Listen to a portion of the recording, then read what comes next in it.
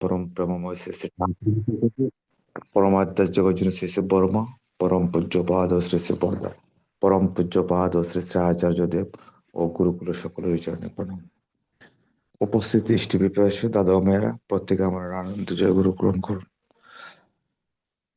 তো গতকাল আমার পরম দয়াল পরম প্রেমময় শ্রী শ্রী ঠাকুর অনুকূলচন্দ্রের 58তম এই বনভোজন অনুষ্ঠান হয়েছে সুখয় রাজবাড়িতে। তো আসলে আমরা সবাই, এবং আসলে ওই যে ভক্তের ভক্তি সব ভক্তের কাছে ভগবান যুগে যুগে বাধা পড়ে আছেন।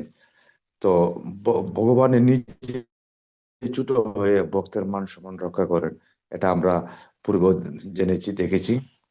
তো গতকালকে হঠাৎ করে যে এত সুন্দর আবহাওয়া, মানে খুব সুন্দর একটা আবহাওয়া, মানে বনভোজনের আবহাওয়ায় আমরা প্রত্যেকে কিন্তু শীতের কাপড় নিয়ে গেছি, যে খুব ঠান্ডা বেশি লাগবে, কারণ বিগত দিনগুলোতে বেশি ঠান্ডা ছিল। যে না, গতকালকে কেউই আর ঠান্ডা কাপড় পরার মতন সবাই গাঁটটি বাঁধে আমরা রাখছি। তো আসলে উম, প্রত্যেকেই একনিষ্ঠ এই মন মানসিকতা নিয়েই এই ভগবানের কাজ করছেন, বিদায়ী আজকে ভগবানের সেই প্রাপ্তি আমরা পেয়েছি। তো খুব সুন্দরভাবে অনুষ্ঠানটা হয়েছে। যদিও আসলে একটা অনুষ্ঠান যখন অনেক মানুষ সমাগত হয়, তো মানে পজিটিভ নেগেটিভ থাকবেই। তো তদুপরিও যথেষ্ট, আমি মনে করি খুব সুন্দর অনুষ্ঠান হয়েছে। উম, তো সবার কাছে আমি কৃতজ্ঞতা প্রকাশ করছি। আর আরেকটা বিষয় হলো, আমাদের পরম পরমশ্রী ঠাকুর অনুকূলচন্দ্রের 138তম যে শুভ জন্ম মহোৎসব হবে শাস্তা সৎসঙ্গের পক্ষ থেকে। আমরা সিদ্ধান্ত নিয়েছিলাম এবং আচার্য দেবের আশীষ পেয়েছিলাম 13ই ফেব্রুয়ারি। তো 13ই ফেব্রুয়ারি পেয়েছিলাম, যদিও আসলে তারিখটা আমরা 80% গুরু ব্রাতাদেরই করেই মনের মধ্যে একটা প্রশ্নের সম্মুখীন ছিল তারিখটা, যে ওই তারিখটা কিভাবে হলো। এক হলো একাদশীর দিন, অনেক আছে যারা একাদশী ব্রত করে, ও তাদের জন্য একটা ইয়ে ছিল। আর আবার একটা 12 তারিখে আমরা নির্বাচনের তারিখ, তাও সেটাও জানতাম। কিন্তু তারপরও এই আমাদের ঋত্বিক দেবতা, যিনি আমাদের কান্ডারি জামালগঞ্জের, উনি কি ভেবে যে ওই তারিখটা ওনার চয়েস ছিল, এবং এই তারিখটাই ঠাকুর বাড়িতে পাঠিয়েছেন, যেটা আমরা আশীষ পেয়েছি। তো ওই ওই তারিখটাই আবার এই এলোমেলো অবস্থায়। তারপরও আমরা আমাদের কাজ আমাদের মতো করে, যেহেতু কমিটি গঠন হয়েছে, আমরা আমাদের মতো করে কাজ চালানো শুরু করেছি। এবং আমাদের সিনিয়র গুরু ভ্রাতারাও বলছেন যে বনভোজন অনুষ্ঠান যাক, তারপরে আমরা সিদ্ধান্ত নেব। তো পলাশ দা এই ব্যাপারে অনেক অনেক ভূমিকা পালন করেছেন, যে আমরা তারিখটা যেন সঠিক নির্ধারণ করার জন্য। কিন্তু আমাদের সিনিয়র গুরু ভ্রাতারা ডিঙিয়ে যদি যায়, তাও আবার একটা সমস্যা।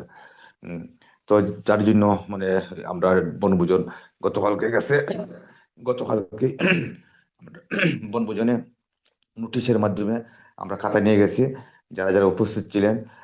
হয়তো কিছু সংখ্যক হয়তো বাদ পড়তেও পারেন, জানি না।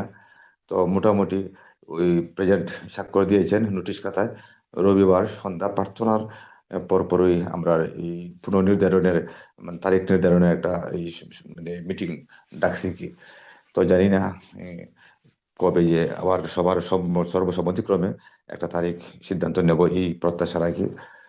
তো আসলে আমরা এই, যদিও এই আমাদের মনের ভিতরে অনেক কালিমা থাকে, দুঃখ বাজে বাজে বিবাদ ঘটে, তারপরও আমরা এই একই গুরুর সন্তান, একই পিতার আশ্রয়। আমরা এই সন্ধ্যা হলেই আবার ওই মন্দিরে গিয়ে প্রার্থনা করতে হবে, এই ভগবানের কাজই করতে হবে। কেন, যে আমি বড়মুজ্জের পার্টি, আরেকজন এই উৎসব কমিটির পার্টি, সেটা বড় বিষয় না। জাস্ট আমরা একটা নামমাত্র একটা কমিটি করেছি। কিন্তু আমাদের কর্তব্য হলো, আমরা সব কিছুই, যা কাজ সব ভগবানের, সব ইষ্টের কাজ করতাম, সেটাই। তো আপনারা আশীর্বাদ করবেন যেন সুন্দরভাবে এ, একটা তারিখ নির্ধারণ হয়, এবং যেন এই উৎসবটা সুন্দরভাবে আমরা করতে পারি, সেই প্রত্যাশা রাখি। এবং পরম দয়ালের নিকট সেই প্রার্থনা করি যেন সুন্দরভাবে একটা তারিখ আমাদের ভিতরে রেখে যেন আমরা এই আনন্দভাবে করতে পারি। তো যাই হোক, এই বিষয়ে আমার আর বলার কিছু নাই। পলাশদার সাথে ব্যক্তিগতভাবেও বলা হবে, কথা হবে। আর পলাশদাকে অসংখ্য অসংখ্য ধন্যবাদ। তো এবছর বনভোজনের শুনেছি আমি যে ভূমিকা পালন করেছেন। তা আসলে ওনারা তো পরম সব ঠাকুর 4টা শ্রেণীতে ভাগ করেছেন ভক্তদেরকে। তো যাক, আমি আর এখন পলাশদাকে সরাসরি বলবো না যে পলাশদা কত নম্বর শ্রেণীর। এটা একমাত্র ওনার কর্তব্যেই পরিষ্কার বুঝিয়ে দেবেন। তো উপস্থিত ইষ্টি পিপাসু, আমি প্রথমেই ক্ষমা চেয়ে নিচ্ছি আজকে অনলাইনে যথাসময়ে উপস্থিত না হওয়ার জন্য। কারণ আমার একটা মিটিং ছিল, যার জন্য আমি এখন এইমাত্র মিটিং থেকে বের হয়ে সাথে অনলাইনে ঢুকে গেছি। যদিও আমি জানতাম, কিন্তু ওই সময় আমি ঢুকি নাই যে হয়তো পলাশদা বলবেন একটা সঙ্গীত গাওয়ার জন্য বা একটু কথা বলার জন্য। পারতাম না, না না শব্দটা আমার কেমন কেমন লাগে, যা একটু পরেই ঢুকি, ওই আর কি। তো ভক্ত যদি ক্ষমা করেন, ভগবানও ক্ষমা করবেন। উপস্থিত ইষ্টবিপাসু, আজকের যে আলোচ্য বিষয়, সেই বিষয়টা আমি একটু বলে একটু আলোচনা করার চেষ্টা করছি।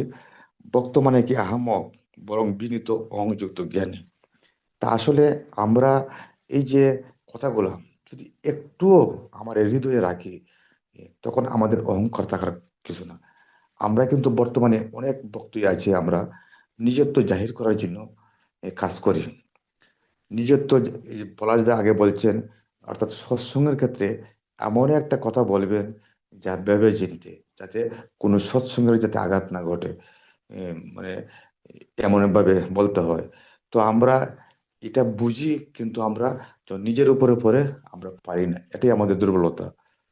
আমরা তো আমাদের নিজত্ব জাহির করার জন্য যেটা ঠাকুর না বলছেন, কিন্তু আমরা এটা করি।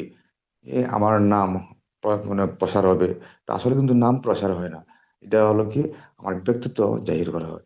যাই হোক, তা আমরা যেন সেই ব্যক্তিত্ব জাহির না করি। আমার যেন অহংকার সেটাই থাকে, আমার ইষ্ট নিয়ে অহংকার। আমি ইষ্টকে কতটুকু প্রতিষ্ঠা করতে পারলাম, সেটাই যেন আমার অহংকারের বিষয় হোক। সেই ভাবে আমরা কাজ করার চেষ্টা করব। আর আজকের যে আলোচ্য বিষয় আসলে তো এই অহংকার বিষয় নিয়েই। তো যারা প্রকৃত ভক্ত, উম, অনেকে ভাবে যে একটু নিশ্চুপ থাকলে বা কথা বারবার না বললে মনে হয় যে ইস, সে একটু এই অন্য টাইপের, মানে জ্ঞান কম। আসলে তো প্রকৃতপক্ষে সে জ্ঞান কম নয়। উম, কারণ সে অনেক জ্ঞানী। যারা জ্ঞানী, একটা কথা আছে, ভরা কলস লড়ে কম, নাড়াচাড়া করে কম। আর যারা মানে মানে কম, মানে উনা কলস যেটা বলে, তো সেটাই নড়াচড়া করে বেশি।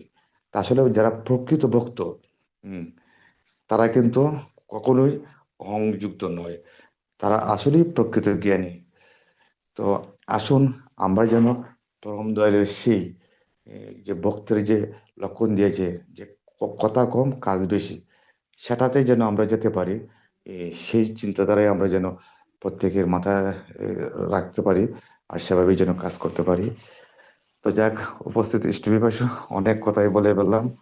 উম, আবারও সবার এই এই আমি 138তম শুভ জন্ম মহোৎসবের পক্ষ থেকে আনন্দ জয়গুরু জানাই। আর আপনারা প্রত্যেকেই পরমদয়ালের নিকট আশীর্বাদ করবেন যেন সুন্দর একটা তারিখ আমাদের মাঝে পৌঁছে দেন। আর আমার একটা ইচ্ছে ছিল যে ঠাকুর বাড়িতে, আমার ব্যক্তিগত প্রয়াস, আগামী দিনও আমি মিটিং বলবো, যেন বর্তমান আচার্যদেবের কাছে যে কোনো মাধ্যমে যেন এই সংবাদটা মানে পাঠানোর কোনো ব্যবস্থা করা যায় কিনা। যে আমাদের তারিখ 13 ফেব্রুয়ারি ছিল, এখন 12 ফেব্রুয়ারি নির্বাচন আমাদের দেশে, তো এটা চেঞ্জ করতাম। এ, ওনার কি আশীর্বাদ, আমি কিন্তু ওনার আশীর্বাদটাই সবচেয়ে বড় মনে করি। তো জানি না এ, কিভাবে কি হয়ে যায়। আসলে আমি নিজেও এগুলা টাচে গেছি না কখনো, এ, বুঝতে পারি না। এখন একটু টাচে গিয়ে একটু বুঝি যে কি অবস্থা। তো বলা যায় হচ্ছে ব্যক্তিগতভাবে কিছু বললাম না, তো এখানে আর বলার প্রয়োজন মনে করি না, কারণ অনেক গুরু ভ্রাতা আছে। তো আমাদের কথাগুলো আমাদের মাঝেই থাক, পরবর্তীতে বলা হবে। তো প্রত্যেকেই আনন্দ জয় গুরু জানিয়ে আজ আমার আলোচনা সমাপ্ত করলাম। জয় গুরু। জয়গুরু। জয়গুরু আমাদের শঙ্কর প্রকাশ দাদা অত্যন্ত গুরুত্বপূর্ণ কথা শুনলাম, বিশেষ করে উৎসব ব্যাপারেও। জয়গুরু।